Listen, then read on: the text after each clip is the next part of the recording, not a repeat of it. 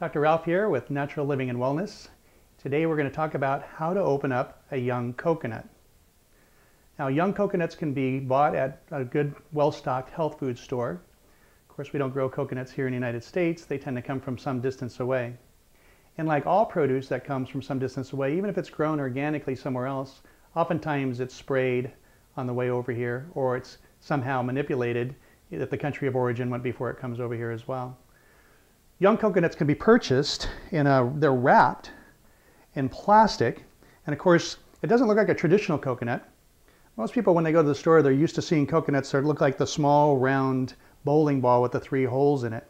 That's an old coconut, and that coconut has very little water in it, and the meat in the coconut is quite thick and hard.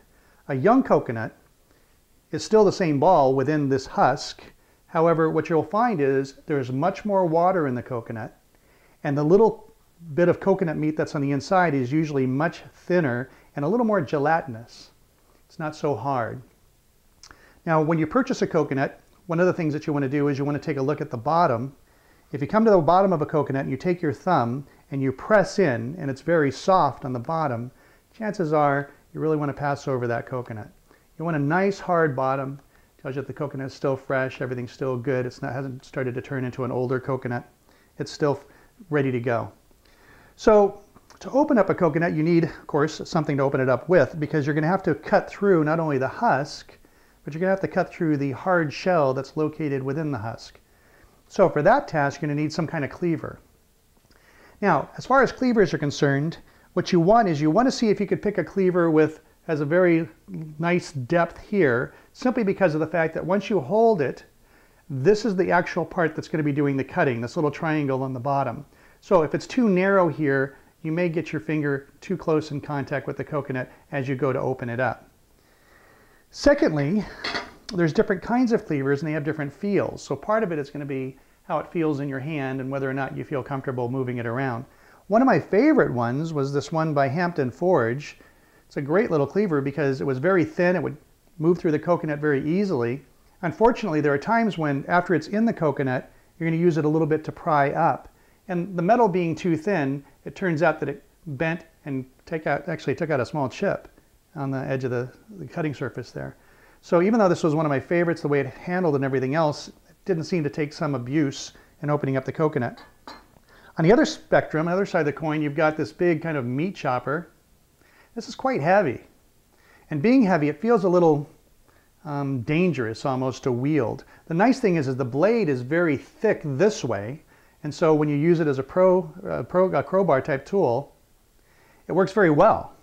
But I wasn't as comfortable with this one just because of the weight. It just seemed a little bit too much to manage. I went and purchased this one. It's kind of in between. It's got some thickness to the blade so I can use it to pry. It's got a nice clean feel to it, a nice long heel, so it can dig into the coconut without my fingers coming in contact with the top of the coconut as I slice it open. So to open up a coconut, you're going to take off the plastic that's on top. Comes off quite easily, and you can just discard that. And then you're going to go with 4 slices. So basically you're going to do a slice here, a slice here, a slice here, and a slice here. And that's going to give you a cap. And the cap is going to come off, and then you can access the coconut milk inside, which, by the way, fresh young coconut, some people say, I don't like the coconut flavor, it's a little too heavy for me. You don't really get that at all with a fresh young coconut. The water is very, very, very clean.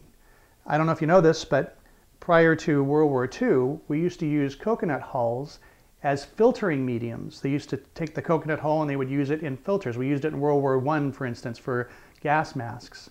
During World War II, however, it was hard to get coconuts, obviously because we were fighting for the same territory, the Pacific Rim. So what ended up happening is we came up with, usually we'd use activated charcoal.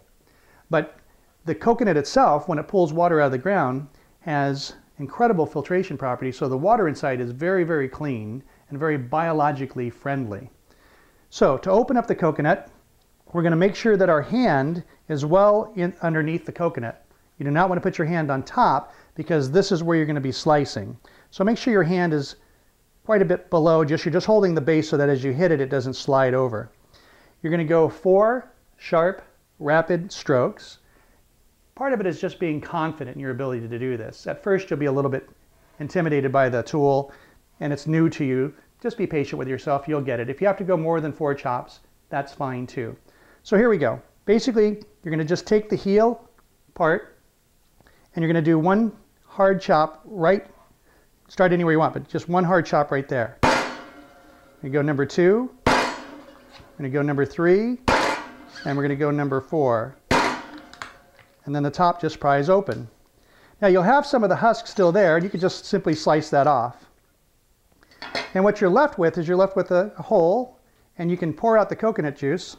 We'll see if we don't make too much of a mess here.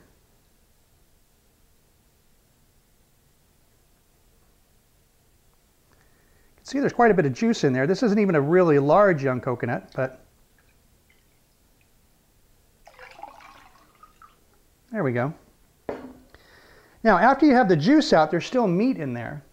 You can take a normal large tablespoon, and you can go inside and you can just simply grind some of the meat out. I'll take a little bit out here so you can see it.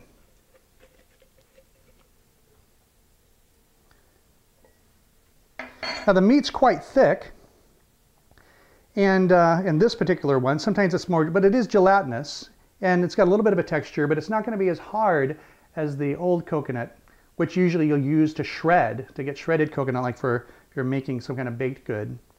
So for this particular case, the coconut meat can be used. You can actually whip it down and you can make it into a cream. You can sit down and use it just as is. Coconuts are healthy for the heart.